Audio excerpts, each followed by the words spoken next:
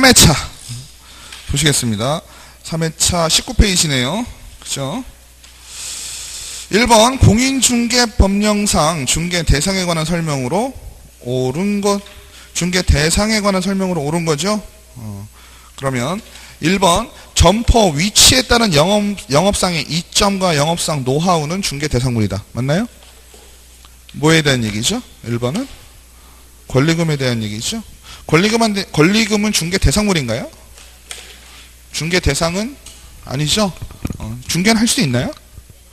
중개는 할 수 있죠. 예? 아주 좋은 거라 그랬습니다. 왜 그럴까요? 중개 대상이 아니기 때문에 법에서 규정한, 그죠? 중개 보수 요율을 적용받지 않는다 했습니다. 그죠? 그 다음에 임목에 관한 법률상 임목은 토지와 독립하여 저당권의 목적물이 될 수 없다. 될 수 없나요? 될 수 있다 했죠. 그죠? 아파트에 대한 추천기일에 신청을 하여 당첨이 되면 아파트의 분양 예정자로 선정될 수 있는 지위를 가리키는 입주권도 중개대상물이 된다. 된다 그랬나요? 이거 하지 말자 그랬죠? 우리가 기억할 거는 뭐라 해서 특정이라는 키워드 좀 기억하자 그랬죠? 동호수가 지정이 되던지, 그죠? 아니면 실제로 아파트가 이미 지어져 있던지 특정되어 있는 거 둘 중에 하나가 특정이 돼야 된다 그랬습니다. 채권계약 중에 매매교환, 임대차, 금전, 소비대차 등을 개업공인중개사가 중개할 수 있다. 매매교환, 임대차는 우리가 하는 일이죠. 근데 금전, 소비대차는 아니죠. 공유지분은 중개 대상이 되는 권리에 해당된다. 가능하죠. 공유지분을 가지고 공유지분만 팔 수도 있죠. 2번 공인중개사 법령상 전속중개계약을 체결을 할 때 중개 의뢰인이 비공개 요청을 하지 않는 한 개업공인중개사가 공개해야 할 중개 대상물에 관한 정보 내용이 아닌 것은, 그죠? 일조량 등 환경조건, 건축물의 용도, 구조, 건축연도, 공법상의 거래 규제에 관한 사항, 시장, 학교 등과의 근접성, 실비의 금액 나왔습니다. 실비의 금액, 그죠? 실비의 금액은 뭐죠? 어디다 쓸까요? 실비의 금액은 중개대상물 확인설명서에 있는 내용이죠. 그죠? 실비하고 중개수수료 뒤에 중개보수하고, 그죠? 중개대상물에 대해서는요, 공부를 어떤 식으로 하셨는지 모르겠지만 책에 있거나 아니면은 뭐 인터넷으로 뽑거나 제가 드린 것도 있죠. 그거를 눈으로 조금 익혀보시는 게 좋다 했어요. 그죠? 그리고 거기다가 주거용에다가 표시를 하시면 돼요. 주거용에다가 어떻게 하시면 돼요? 비주거용에서 빠지는 거, 그죠? 토지에서 빠지는 거, 공장재단, 광업재단에서 빠지는 거, 그거를 이렇게, 왜냐면 주거용에는 다 들어가 있으니까, 그죠? 그리고 그 내용 자체에 논리성이 좀 있다 했습니다. 그죠? 어떤 논리성이 있어요? 주거용에는 모든 게 다 필요하죠. 내가 주거를 목적으로 사용을 하니까, 그죠? 근데 비거주용, 상가 같은 경우는 주거용에서 중요하지 않은 상황들이 있습니다. 그죠? 그런 것들 이렇게 제껴가시면서 하나씩 빼가시면서 이해를 좀 하시면 되실 것 같아요. 그래서 전속중개계약서하고 중개대상물 비교하는 문제가 좀 나올 수 있죠. 그래서 비교를 하시는데 요거 같은 경우는 이제 실비, 그죠? 실비의 금액은 중개대상물 확인 설명사항에 해당이 되겠죠. 내용 자체가 다른 거죠. 그 다음에 포상금제도. 포상금제도 이제는 머릿속에 잡히셨죠? 법을 두 가지를 따지자 그랬죠? 공인중개사법하고 부동산 거래신고에 관한 법률 두 가지를 따져서 머릿속에 기억을 하시면 되실 것 같아요. 그래서 공인중개사법에서는 어땠어요? 자격증과 관련된 겁니다. 그죠? 빌려주거나 거짓이거나, 그죠? 그래서 공인중개사법령상 포상금제도에 관한 설명으로 옳은 거 했습니다. 옳은 거. 중개 의뢰인과 직접 거래를 한 개업공인중개사가 신고를 한 자는 포상금 지급 대상자에 해당한다. 이건 뭐죠? 중개 의뢰인과 직접 거래를 했다는 건 직거래죠, 직거래. 직거래는 어디에 해당이 되나요? 직거래는 어디에 해당이 될까요? 33조 금지행위에 해당이 되죠. 맞죠? 금지행위는 시스템이 어떻게 됐었나요? 전반전 앞쪽에 4개, 뒤쪽에 3개죠? 그죠? 1년에 1천, 3년에 3천. 그 다음에 모아서 임의적, 등록, 취소 사유. 그죠? 금지행위는 확실히 아셔야 돼요. 그죠? 요거는 뭐, 금지행위 문제는 아니지만, 금지행위는 어디든 이렇게 나올 수가 있죠. 3번 포상금 지급 신청서를 국토부 장관에게 제출하면 국토부 장관은 포상금을 받을 수 있다. 포상금은 누구한테 얘기할까요? 포상금은 머릿속에서 막 떠다니는 말 중에 그런 말 있죠? 누가 주어야 되는 거라 그랬어요? 시도, 그죠? 시도에서 등록관청에서 주지만 뭐 할 수 있다 했어요? 국토부 장관이 국고 보조할 수 있다 그랬잖아요. 그죠? 기억나시죠? 그러니까 주체가 국토부 장관은 아니죠. 맞죠? 등록관청에 신고를 하는 거니까. 맞죠? 그 다음에 포상금액은 신고 대상자가 받은 벌금 X의 20%를 지급한다. 단 1천만 원을 한도로 한다. 내용상 맞아요? 틀려요? 들어본 내용이에요? 못 들어본 내용이에요? 들어본 내용이죠, 이제. 들어본 내용인데 중요한 건 뭐예요? 얘는 지금 뭐에 관한 내용이에요? 부동산 거래신고에 관한 법률. 그죠? 정리가 되시죠? 20%에 1천만 원 나오면 부동산 거래신고에 관한 법률이고요. 지금 문제 자체에서 뭐라고 주어졌나요? 공인중개사 법령이잖아요. 그죠? 그 다음에 포상금은 지급 결정일로부터, 그죠? 지급 결정일로부터 몇 개월인가요? 1개월. 맞죠?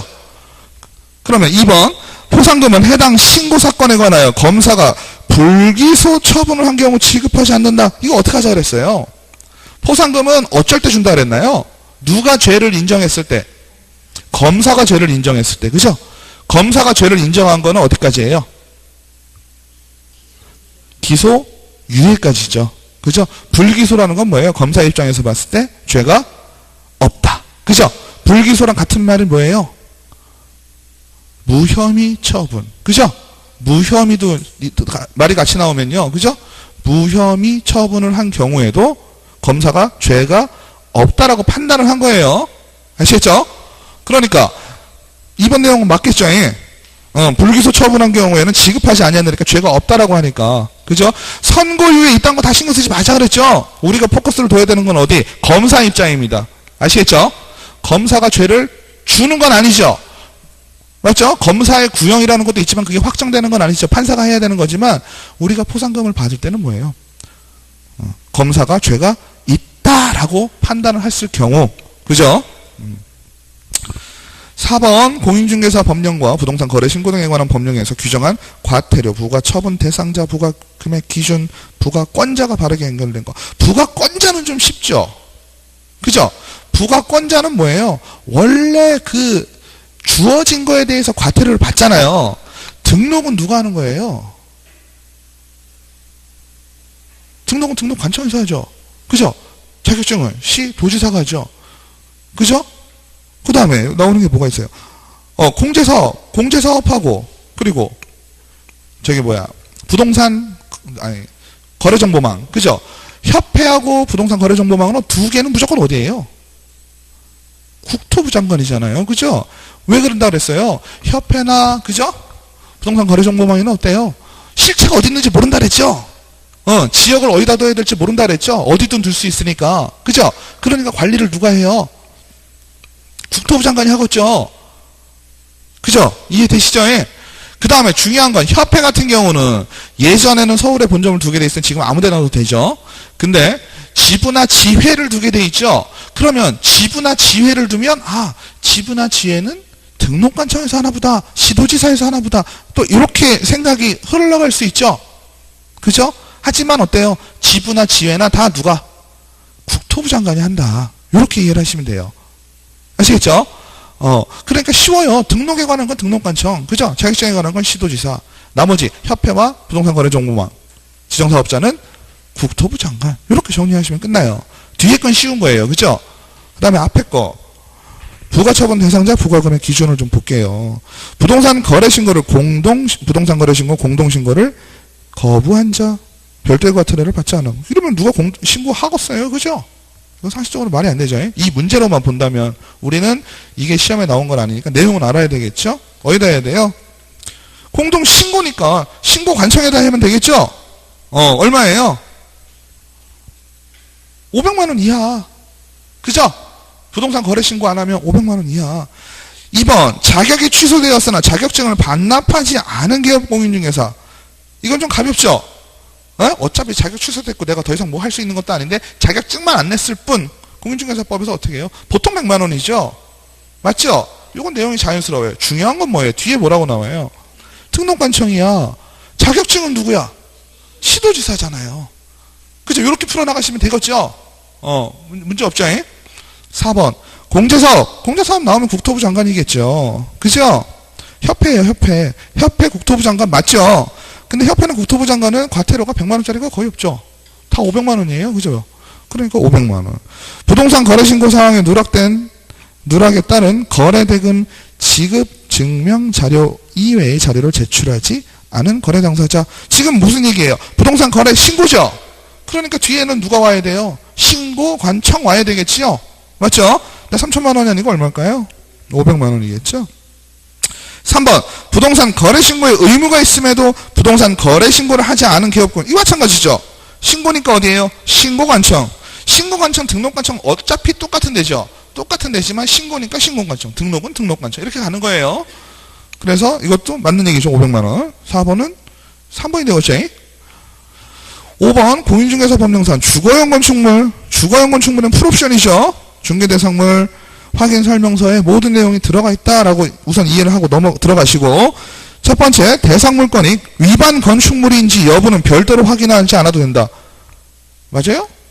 아니죠. 중개대상물 확인 설명에 분명 뭐라고 써 있어요? 건축물에 대해서 적법한지 위법한지 체크하는 란이 있습니다. 우리가 착각하지 말아야 될 거, 오해하지 말아야 될 건 뭐라 그랬어요? 우리는 위반 건축물 중개하면 안 된다. 그건 아니죠. 맞죠? 불법 건축물, 미등기 건물 다 할 수 있다 했어요. 다만 어디서만 걸려요? 공인중개사가 사무실 차리려고 할 때는 하면 안 되겠지. 그죠?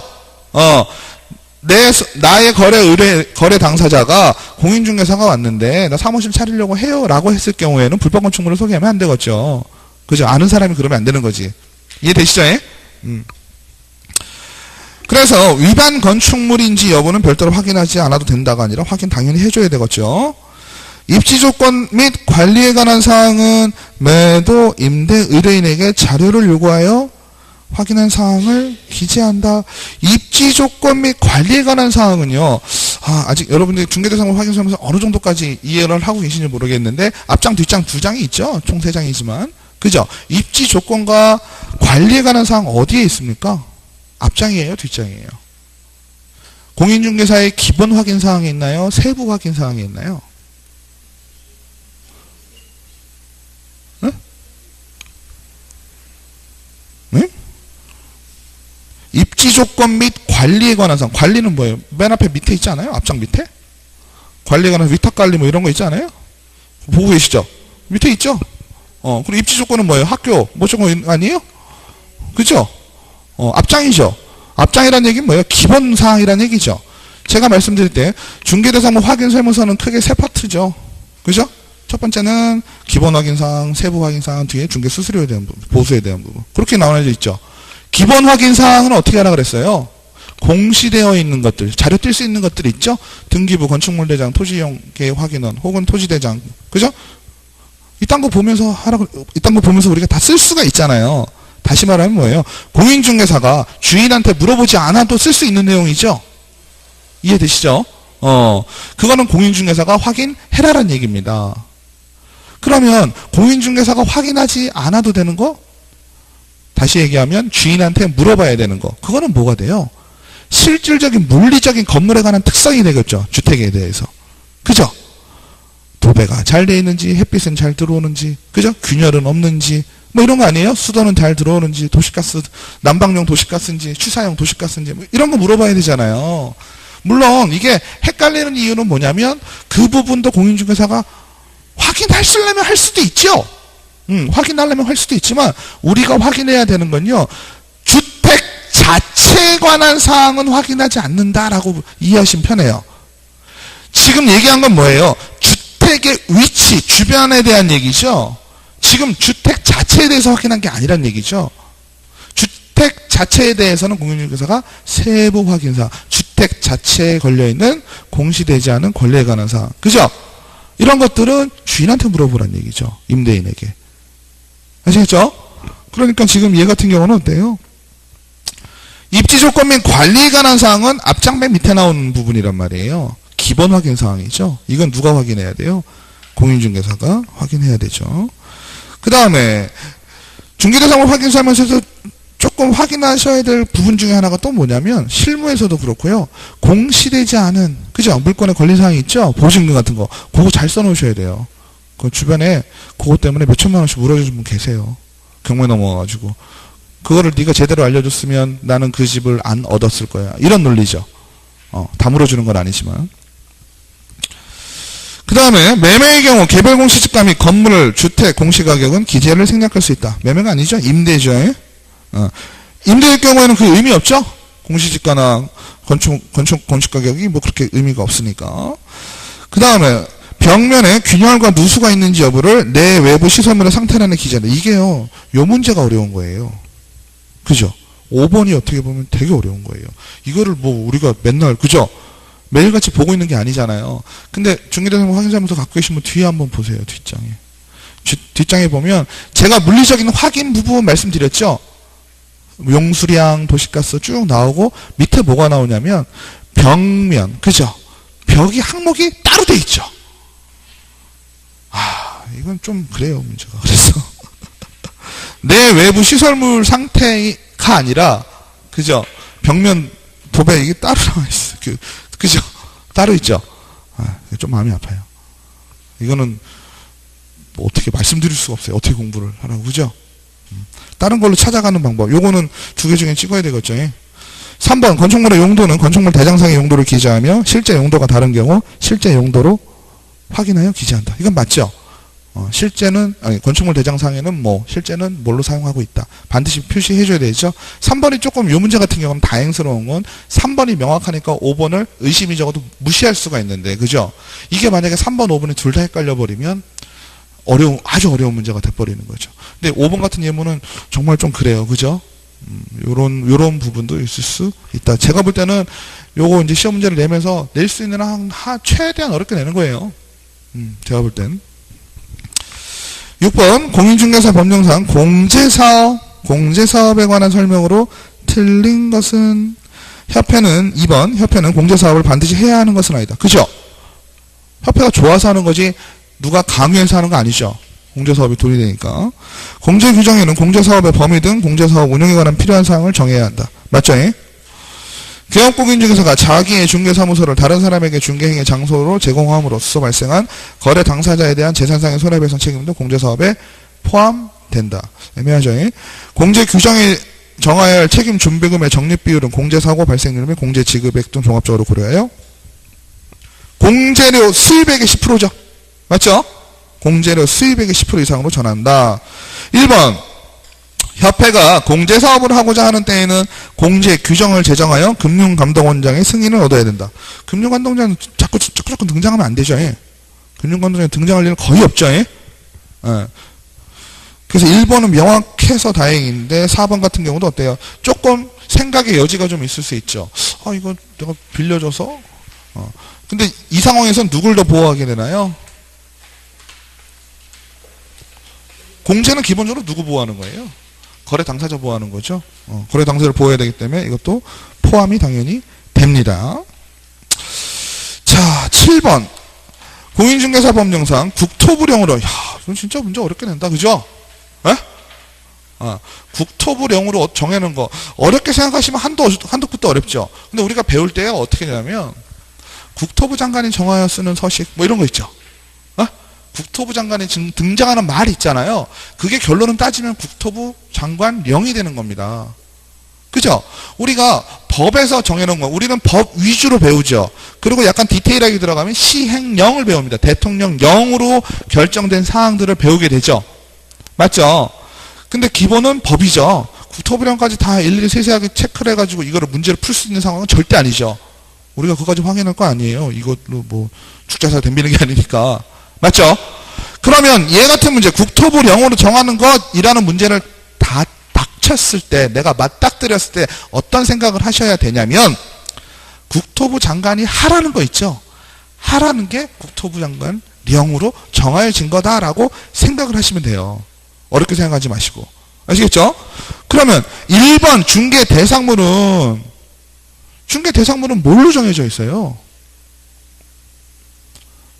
중개대상물 뭐예요? 토지, 건축물, 그 밖에 그게 정착물. 그죠? 그 다음에 대통령령으로 정하는 거잖아요. 그죠? 시행령으로 정하는 게 뭐가 있어요? 임모. 그죠? 공장대당 광업소. 이렇게 있었잖아요. 그 제가 지금 말씀드린 내용은 뭐예요? 법 아니에요? 법? 맞죠? 3조의 내용이잖아요. 맞죠? 법 3조의 내용이니까 1번은 국토부령으로 얘기한 게 맞아요? 틀려요? 아니죠. 이건 법에서 얘기한다는 얘기예요. 그죠? 그 다음에 2번 중개사무소 개설등록기준 뭐뭐 필요하다. 이런 거 있죠? 법 시행령에서 나오는 얘기죠? 국토부장이 정하는 게 아니잖아요. 맞죠? 그 다음에 중개사무소 설치 기준 및 운영 등에 관한 사항. 이것도 시행령에서 나오겠죠. 법인인 개업공인중개사의 업무 범위, 겸업 제한. 겸업 제한은 우리가 몇 번씩 해서 들었죠? 이거 몇 조에? 14조에 나오는 얘기죠? 법 내용이죠? 그러면 4번 전속계약, 전속중개계약서 표준서식. 뭔 내용인지 몰라도 쭉 읽다 보면 전속중개계약서 표준서식은 누가 정하게 돼 있어요? 국토부 장관이 정해요. 그죠? 이런 얘기 들으셨잖아. 그죠? 이 문제를 정확하게 파악을 못했더라도 내가 알까? 예문을 읽어보면 우리 시험은 장점이 뭐예요? 예문을 읽어보면 어느 정도 유추해낼 수 있는 부분도 좀 있잖아요. 그죠? 그러면 예문들을 1번부터 5번까지 쭉 읽어보면 국토부 장관이란 말이 요만큼이라도 들어갈 수 있는, 껴들어갈 수 있는 부분은 4번밖에 없죠. 그죠? 나머지는 국토부 장관 얘기하고 관련이 없잖아요. 우리가 공부를 할 때. 그죠? 그러니까 국토부령으로 정한 거는 4번 표준서식. 그죠? 이렇게 이해를 하셔야 돼요. 그 다음에 8번 다음 중 공인중개사법상 실무교육을 의무적으로 받아야 할 자를 모두 고르면 몇 개인가? 실무교육. 실무교육은 기본적으로 뭐예요? 개업공인중개사, 소속공인중개사. 그죠? 법인의 임원 또는 사원. 그 다음에 분사무소의 책임자. 그죠? 근데 분사무소에 소속공인중개사가 있으면 당연히 해야 되겠죠? 시스템 똑같아요. 그죠? 그러면 1번, 첫 번째, 중개법인의 대표자. 해야 되겠죠? 지역 농업협동조합의 대표자. 해야 되나요? 안 해도 되죠. 농협 무대표라고 그랬죠. 중개법인의 공인중개사가 아닌 임원. 해야 되나 말아야 되나요? 사원 또는 임원에는요, 공인중개사 이든 아니든 다 포함되죠. 그죠? 사원 또는 임원할 때는 자격이 있고 없고가 중요하지 않아요. 무조건 해야 돼요. 그래서 실무교육을 받으러 왔는데 자격증이 없는 사람이 있을 수가 있다. 그죠? 중개법인의 분사무소에 속한 공인중개사. 맞죠? 폐업신고 후 1년 이내에 중개사무소 개설 등록을 신청하려는 공인중개사. 이거 어떻게 다르세요? 폐업이든 휴업이든 어떻게 돼요? 내가 마지막으로 종사한 날부터 1년 이내에 뭔가 다시 한다 그러면 안 받죠? 뭔가 한다는 건 뭐예요? 소속공인중개사 들어갈 수도 있죠. 그래도 실무교육 안 받아도 되겠죠? 왜? 실무교육의 효력은 언제까지? 내가 일을 하는 동안에는 계속 유효하다. 이렇게 이해를 하시자 그랬잖아요. 그죠? 그래서 3개죠? 3개. 아니에요? 맞죠? 3개. 중개법인 대표자, 임원, 소속공인중개사. 9번 공인중개사 법령상 부동산 거래정보망의 지정 및 이용 등에 관한 설명으로 옳은 거. 이것 좀 어렵더라고요. 1번 거래정보 사업자로서 지정받으려는 자는 지정 신청을 받은 날로부터 3월 이내에 운영규정을 정하여 국토부 장관의 승인을 얻어야 된다. 맞나요? 전반적인 분위기나 숫자상으로는 맞았죠. 아니에요? 3개월이잖아요. 그죠? 근데 이게 틀렸죠? 왜 틀렸을까요? 지정 신청을 받은 날일까요? 우울하죠? 우울합니다. 거래정보 사업자가 나오면요, 무조건 뭐예요? 지정 받은 날을 기준으로 하시는 거예요. 신청을 받은 날은 신청일이잖아요. 그죠? 내가 신청을 나는 신청을 한 날이고, 그죠? 국토부 장관 신청을 받은 날이잖아요. 신청을 받은 게 중요한 게 아니죠. 그죠? 지정을 받은 날. 지정을 받은 날부터 1년 후 지정을 받은 날. 지정을 받은 날을 계속 강조를 해드렸었죠. 지정을 받은 날. 거래정보사업자로 지정을 받으려는 자는 부동산 거래정보망에 가입, 이용 신청을 한 개업공인중개사 500명, 2개에 30명. 숫자 맞나요? 맞아요? 500명, 2개에 30명. 맞죠? 근데 문제는 뭐예요? 시구가 아니죠. 예. C도죠. 예. 3번. 컴퓨터 얘기죠. 컴퓨터는 중요한 건 뭐라 그랬어요? 컴퓨터가 우리가 뭔지는 모르겠지만 개업 공인중개사가 쓰는 컴퓨터, 개인용 퍼스널 컴퓨터, PC 이 개념 아니라 그랬죠? 우리가 일정히 정해진 용량을 갖춰야 할 것 이건 뭐라 그랬어요? 우리가 잘 모르는 서버의 개념, 그죠? 인터넷 홈페이지를 운영할 수 있는 용량을 갖춘 컴퓨터라는 건 서버다. 그죠? 그렇게 이해를 하시자 그랬죠? 근데 여기는 문맥상 뭐예요? 개인이 쓰는 PC잖아요. 그죠? 퍼스널 컴퓨터잖아요. 그죠? 그러니까 아니죠. 그 다음에 거래정보사업자가 개업공인중개사로 의뢰받은 정보와 다른 정보를 공개한 경우 3년 이하의 징역 또는 3천만 원 이하의 벌금에 처해진다. 맞나요? 아니죠. 1년 1천이죠. 4번 거래정보사업자가 부정한 방법으로 지정을 받은 경우 행정형벌은 받지 않는다. 맞나요? 맞죠. 이렇게 슬쩍슬쩍 까놓으면 정말 미치죠. 그렇지 않아요? 읽어보시면 어때요? 다 답이거나 혹은 다 답이 아닌 것 같은 느낌이죠. 아닌가요? 아니에요? 아, 공부가 많이 되셔서 그래. 제일 답답한 게 그거예요. 다 답인 것 같기도 하고 어떤 거는 다 답이 아닌 것 같기도 하고. 그죠? 그런 거 있지 않아요? 아닌가? 하긴 이제 그런 거 있으면 안 되는 거죠.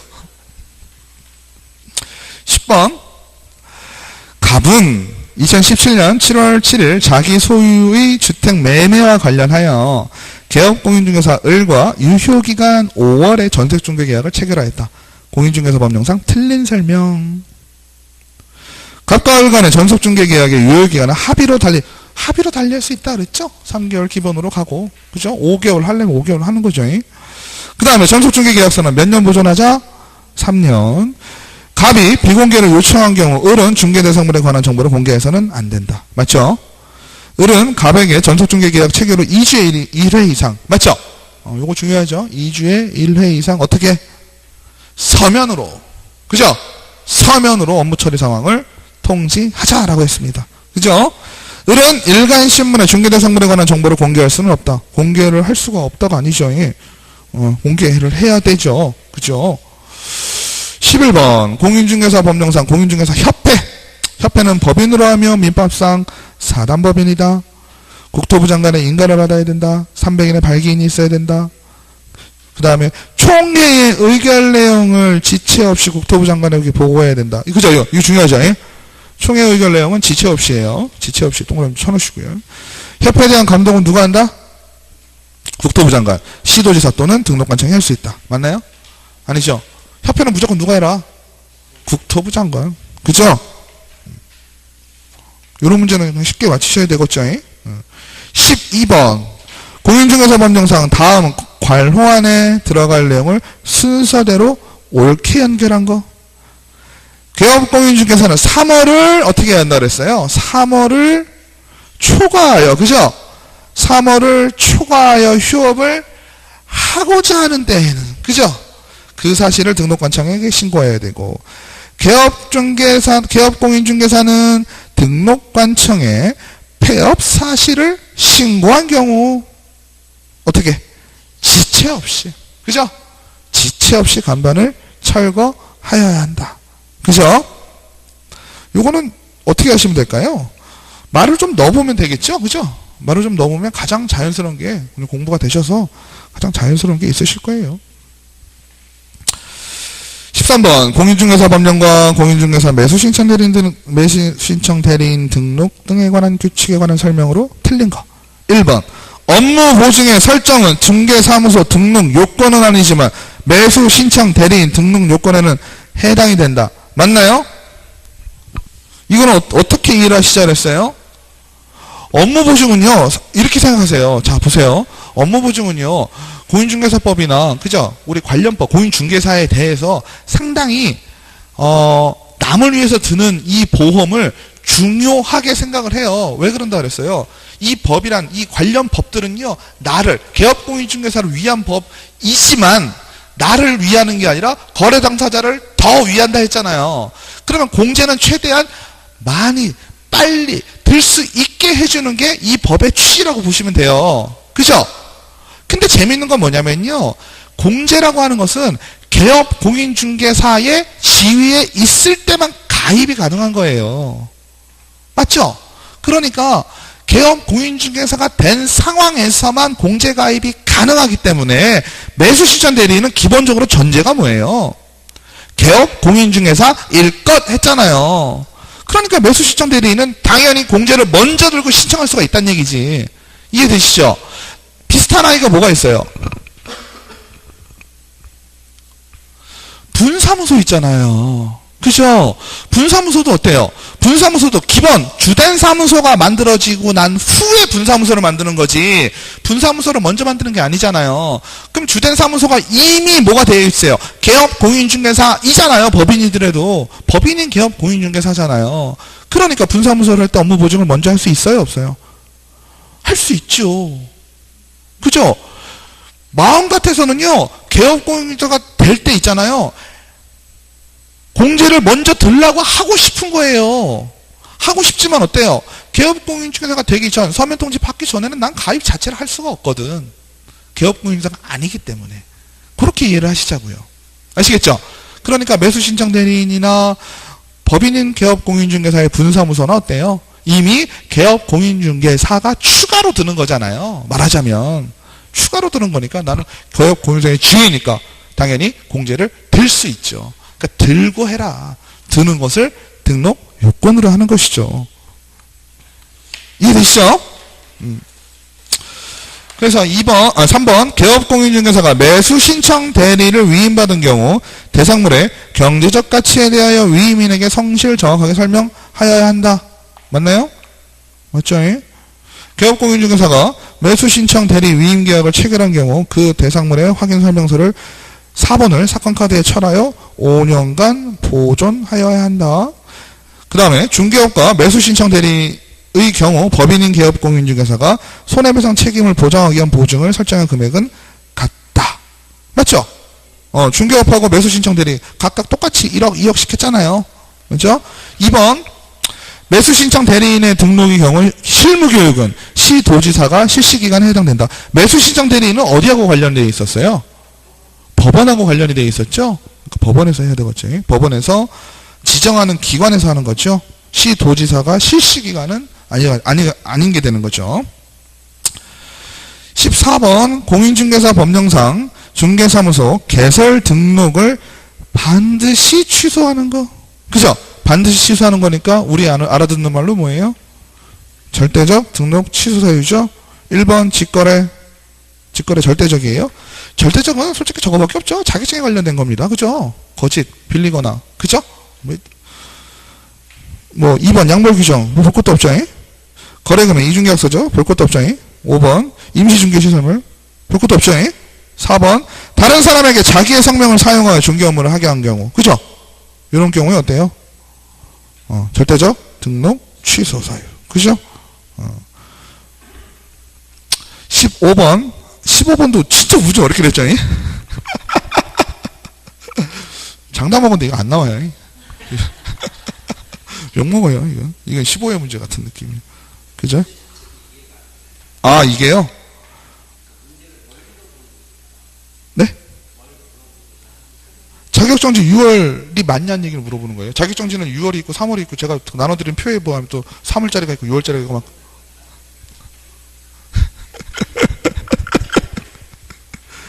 그렇거든요. 다 6월이 아니요. 6월, 3월 이런 게 있거든요. 이거 어떻게 풀으라고. 그죠? 자, 근데 감으로 지금 그 감을 한번 말씀드리려고 그래. 이건 감을 어떻게 풀어야 될까요? 우리가 잘 보시죠.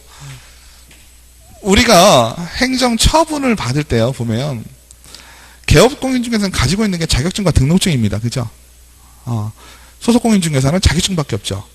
근데 등록증과 자격증 누가 더 센 거예요? 자격증이 세지. 그거 힘든데 지금 미친듯이 지금 고생하고 있는데. 그죠?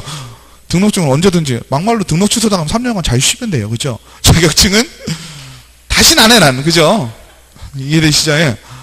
그 상황이잖아요. 그러면 우리가 처벌을 준다 하면 소속공인중개사는 처벌을 할 게 자격증에 관한 자격 정지와 자격 취소밖에 없잖아요. 그러면 등록이 취소되는 상황하고 자격이 정지되는 상황, 자격이 취소되는 상황 어떻게 비교가 될까요? 그 중간쯤 있는 거죠. 등록 취소라는 거는 소속공인중개사에 대해서는 이해되시나요? 이걸 이렇게 이해를 하셔야 돼. 왜냐하면 조금 시간이 걸리더라도 한번 이해를 한번 해보시죠. 자격에 대한 취소, 그죠? 얘는 소속이나 개업이나 다 있죠. 그죠? 근데 얘 같은 경우는 등록에 관한 취소가 있고요. 등록에 관한 업무 정지죠. 그죠? 업무 정지가 있고요. 자격 정지가 있죠. 그죠? 얘네 둘은 좀 비슷하다고 볼 수 있죠. 그죠? 근데 이 등록에 관한 건 좀 애매하다는 얘기예요. 그죠? 등록 취소가 되는 거. 자격 취소야 자격증 빌려주고 취소되고 징역형 받고 취소되고 인정되죠, 둘 다. 근데 얘네 부분이 조금 애매하고요. 왜냐하면 소속공인중개사는 얘밖에 없죠. 그죠? 등록 취소, 업무 정지. 요거가 문제가 된다는 얘기죠. 그럼 얘네들은 좀 비슷하다라고 치더라도 얘 같은 경우가 뜨거든요. 그죠? 그러면 우리가 소속공인중개사에게 얘와 얘를 약간 비교를 한다면 어떻게 될까요? 등록 취소 사유, 개업공인중개사에게 발생한 등록 취소 사유라는 거는 소속공인중개사에는 자격 취소로 가진 않을 거예요. 맞죠? 개업공인중개사는 등록만 취소해버렸는데 소속공인중개사는 자격을 취소해버리면 소속공인중개사 가만히 있겠어요? 말이 안 되죠? 논리적으로 한번 따져보자는 얘기예요. 그렇다면 개업공인중개사의 등록 취소 사유는요, 결과적으로는 소속공인중개사 자격 정지밖에 안 돼요. 그죠? 맞죠? 그러면 이 자격 정지를 조금 따져본다면 개업공인중개사의 등록 취소 사유가 있을 수 있고요. 그죠? 개업공인중개사의 업무 정지라고 볼 수 있는 거죠. 누구의? 소속공인중개사의 자격 정지라고 하는 것은. 이렇게 이해하실 수 있겠죠. 너무 쓸데없이 논리를 이상하게 들어갔나요? 그죠? 한 번쯤 공부하시면서 좀 의문이 나시지 않았나요? 그죠? 왜냐면 개업공인중개사는 막말로 얘기하면 카드가 한 장 더 있는 거잖아요. 잘못을 했을 때. 그죠? 잘못을 했을 때 버릴 카드가 하나 더 있는 거예요. 등록증이라는 버릴 카드가 하나 더 있거든. 그죠? 그 다음에 등록에 대해서 정지가 되면 소속공인중개 자격정지하고 똑같은 상황인 거고. 그죠? 근데 나는 등록 취소라는 자격정지보다는 셀 거 아니에요. 업무정지보다는 센 거잖아요. 우리가 일반적으로. 그죠? 센 처분을 받을 수 있는 거고. 근데 이 두 개를 묶어서 얘는 다 뭐로 가야 되는 거예요? 자격정지로 가야 되는 거지. 그죠? 그럼 이 문제는 저가 만약에 당황스럽죠? 내용은 알아도 당황스러운 거죠? 정확하게 모르니까. 그죠? 그럼 이럴 경우에는 굳이 어떻게 해야 되겠어요? 조금 강도를 따져보자는 얘기죠. 그 수밖에 없는 거예요. 그죠? 그러면은 자격정지 기준으로 다음 중 옳은 건 이건 더 문제네. 그죠? 이건 뭐 어떻게 방법이 없죠. 그죠? 방법이 없어요. 한번 그래도 따져볼까요? 소속공인중개사가 다른 개업공인중개사의 중개보조원이 된 경우, 이거는 우리 저걸로 따지면 개업공인중개사로 따지면 어떻게 되나요? 이중 소속, 이중 등록이죠. 이중 소속, 이중 등록이면 등록 어떻게 돼요? 그냥 날라가죠. 센 편이죠. 절대적 등록 취소 사유니까. 자격 취소 생각도 마세요. 그죠? 자격 취소는요, 솔직히 따져보면요, 조금 개념이 완전 다르죠? 그죠? 업무상에서 이루어지는 거, 얘는 뭐예요? 자격증에서 자격증을 빌려주거나, 그죠? 부정업무보로 취득을 했거나, 아니면 징역형을 받거나, 이 시리즈들이잖아요. 그죠? 그러면 일을 하는 데 있어서는 거의 대부분 좀 센 처분이 뭐냐면 등록 취소죠. 그 등록 취소 중에서도 절대적 등록 취소가 있고 상대적 등록 취소가 있는 거거든요. 개업공인중개사 입장에서는요. 맞죠? 그러면 첫 번째는 무조건 날아가는 절대적 등록 취소라고 좀 보고요. 2번, 성실 정확하게 중개대상물의 확인 설명을 하지 않은 경우. 이거 어떻게 되나요? 소속공인중개사는 어떻게 돼요? 정지죠. 그러면 개업공인중개사는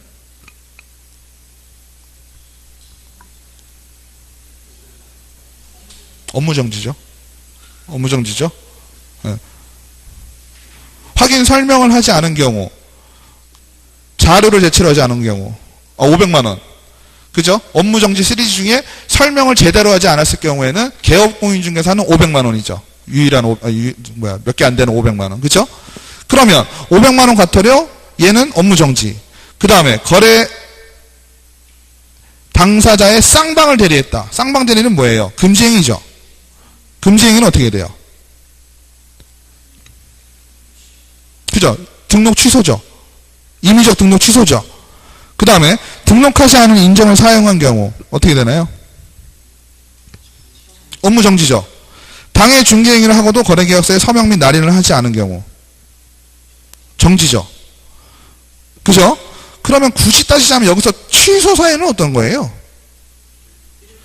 첫 번째와 세 번째죠. 맞죠? 첫 번째와 세 번째가 정지 사유죠. 맞죠? 나머지는요? 그러니까 첫 번째하고 세 번째는 개업공인중개사의 입장으로 와버리면 취소 사유가 되죠. 그러니까 등록 취소, 업무 정지 사유 중에 어떤 거예요? 센 거죠. 그죠? 나머지는 정지고. 그러니까 정지 시리즈죠. 개업공인중개사 과태료가 있긴 하지만 거의 같은 걸로 보잖아요. 그 시리즈에서. 그죠? 이해되시죠? 그러니까 여기 있는 5개 중에 첫 번째 거하고 세 번째 거는 등록 취소 사유쯤으로 되잖아요. 맞죠? 개업공인중개사, 소속공인사 다 마찬가지긴 하지만 개업공인중개사 입장에서는 취소 사유가 된다는 얘기지. 맞나요? 그러면 등록 취소 사유니까 굳이 요 둘 사이를 비교한다면 센 편이에요? 약한 편이에요? 센 편이죠. 취소니까. 나머지는 정지니까. 너무 갖다 붙이나요? 제가 드리고 싶은 말씀은 어떤 말씀인지 아시겠죠? 그러니까 얘네들을 비교해 봤을 때 지금 여기서 구분을 하라는 건 뭐예요? 옳은 것을 몇 개인가 고르라는 거잖아요. 이거는요, 제가 볼 때는 예를 들어서 3개월, 6개월 이렇게 좀 지워주고 거기서 속가내라 이런 거면 조금 쉬운데 얘 같은 경우는 여기까지 가기가 힘들죠. 이 생각을 지금 말씀드린 생각을 하기조차도 조금 어렵게 맞냐 틀리냐를 물어보니까 그죠?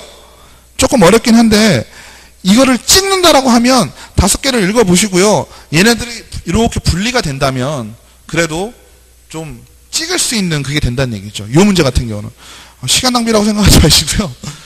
이렇게 말도 안 되는 것들이 나타날 수가 있거든요. 이거는 누가 이걸 외우겠어요? 제가 그거 나눠드리면서도 그랬을 거예요. 6월 3월은 외우실 필요 없다고.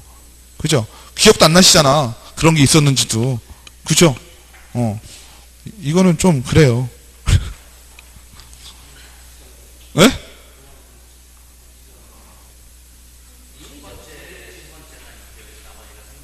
그렇죠. 네. 아니죠. 얘기가 다른 게 복수정답이라고 볼 수는 없는 게요. 1번하고 첫 번째하고 세 번째는요. 5개월도 받을 수 있고 4개월도 받을 수 있고 똑같이 2개월, 한 달. 이 5가지 항목에 대해서 다 2달 받을 수도 있고 1달 받을 수도 있죠. 그죠? 근데 이거는 아예 뭐라고 나왔냐면 6월을 받았다, 5월을 3월을 받았다 이런 개념이 아니라 자격정지 기준이라고 아예 나와 있잖아요. 이거는 시행 규칙에 나오는 거거든요. 이걸 어떻게 아냐고. 그렇지 않아요? 어쨌든 우리가 어거지로 문제를 풀어나간다면 그런 식으로 내용을 보시고 조금 분리가 가능하다면 그죠? 뭔 말인지는 몰라도 우리가 이 예문을 읽어보면 이거는 취소 사유고 요거는 뭐 과태료 정지고 요거까지는 구별이 되시잖아요. 그죠? 개업공인중개사 입장으로 생각을 한다면 그러면 강도를 조금 봐서 하는 수밖에 없죠. 우리 기억이 안 나면 외운 거 기억 안 나면 어떻게 하시자 그랬어요? 누가 더 세냐 약하냐 그거만 좀 선후 관계만 좀 파악하시자 그랬죠?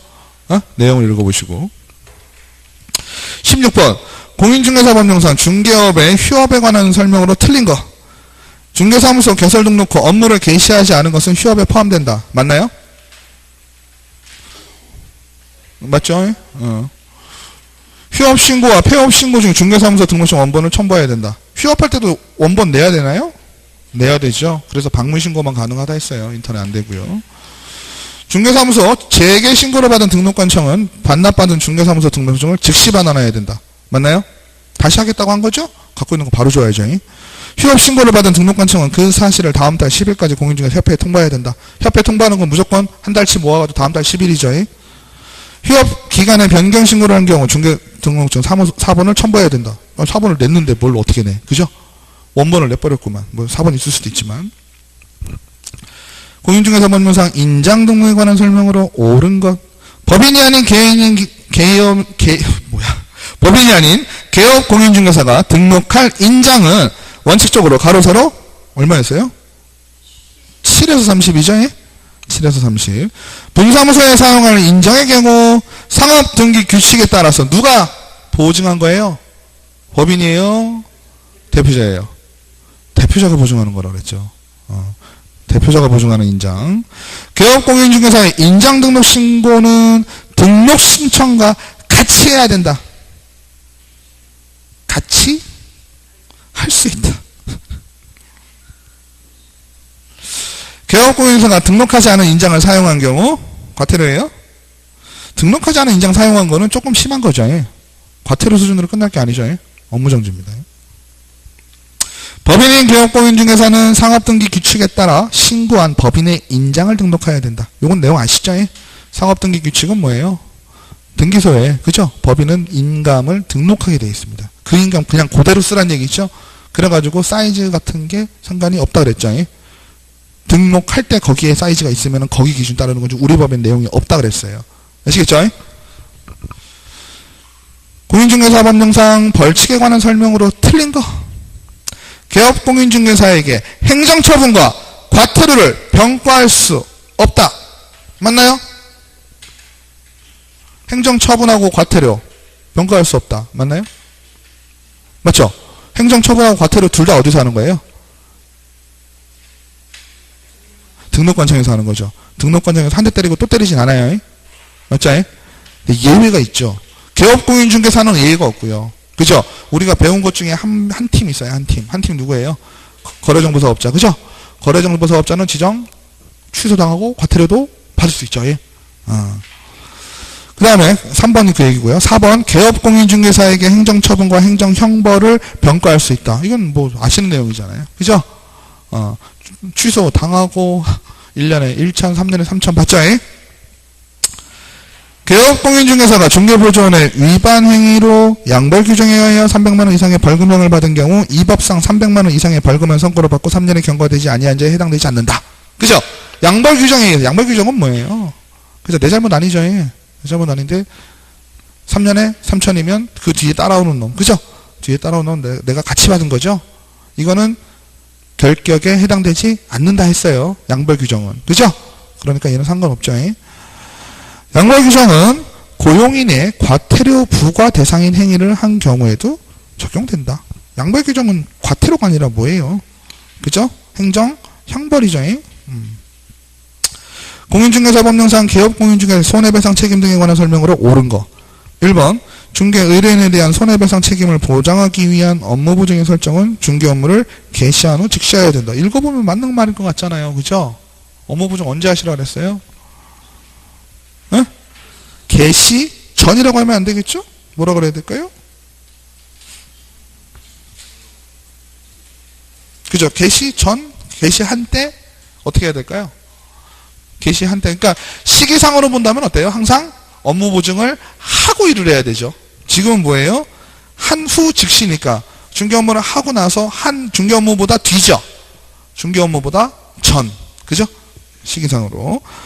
법인이 아닌 개업공인중개사가 손해배상 책임을 보장하기 위해 설정하여야 되는 보증금액은 얼마예요? 개인인 개업공인중개사 얼마예요? 1억이죠. 그 다음에 공탁금으로 손해배상을 한 개업공인중개사는 15일 이내에 다시 가입을 하여야 된다. 맞나요? 공탁 15일 맞아요? 틀려요? 응?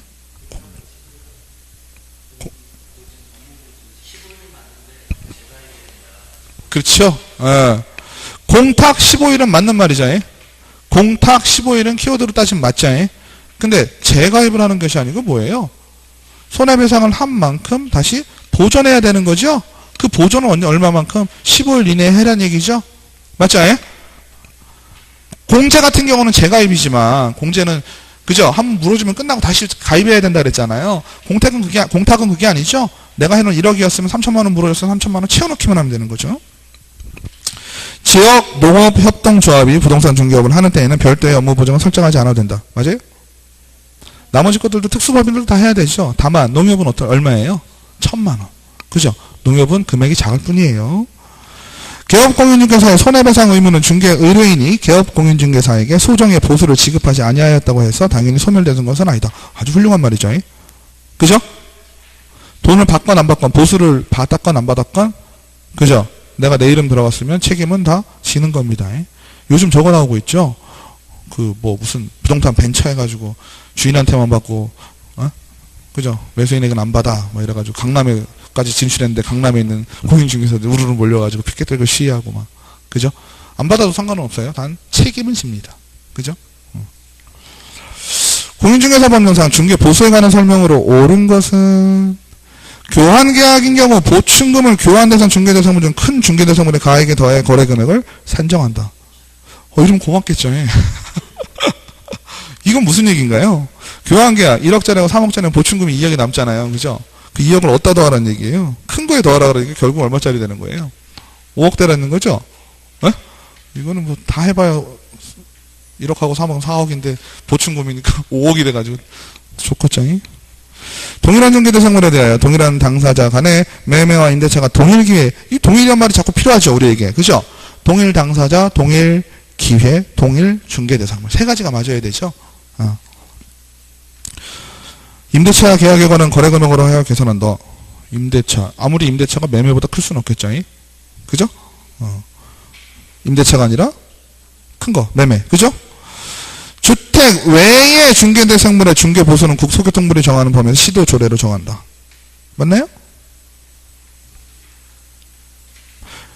중개보수요. 어떻게 이해하시자 그랬냐면요.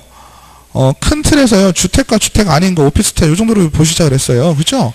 주택인 경우에는 시도 조례로 정한다라는 표현을 썼었고요.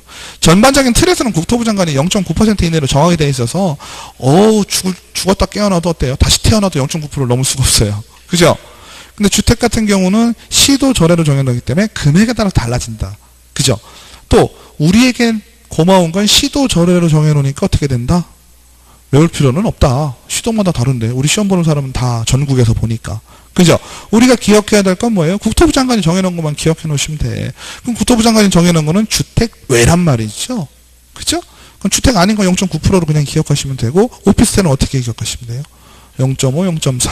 그죠? 매매가 비싼 거니까 0.5, 임대차 0.4. 그것만 기억하시면 돼요. 중요한 건 오피스텔은 뭐예요? 25.7평, 85제곱 이하이고 싱크대하고 욕실이 갖춰진 화장실이 있어야 된다. 쉽게 얘기하면 뭐예요? 오피스텔 사무실 아니고 사람 살 수 있는 제대로 된 집일 경우에 0.5, 0.4. 이해되시죠? 그렇게 큰 틀에서 보시고요. 숫자가 0.5%, 0.4% 이게 중요한 게 아니에요. 그죠? 큰 틀에서 이건 문제가 그렇게 나오잖아. 그죠? 그래서 주택 외의 중개 이건 아니죠. 주택의 경우 중개대상물의 중개 보수는 이렇게 해야 되겠죠? 상가임대차는 주택이에요? 주택 외예요? 주택 외죠? 주택 외에는 국토부 장관이 얼마를 하래요? 0.9. 그죠? 개업공인중개사의 고의 또는 과실로 인하여 중개 의뢰인 간의 거래행위가 무효 또는 무효 취소 해제된 경우 중개보수 청구권을 소멸한다. 누구 잘못이에요? 지금 현재 상황. 고의 또는 과실이 개업공인중개사죠? 잘한 것도 없는데 돈 받겠어요? 그죠? 고의 또는 과실이 개업공인중개사에게 있는데 돈 달라는 소리 못하자니 좀 쉬었다가 21분부터 하시겠습니다.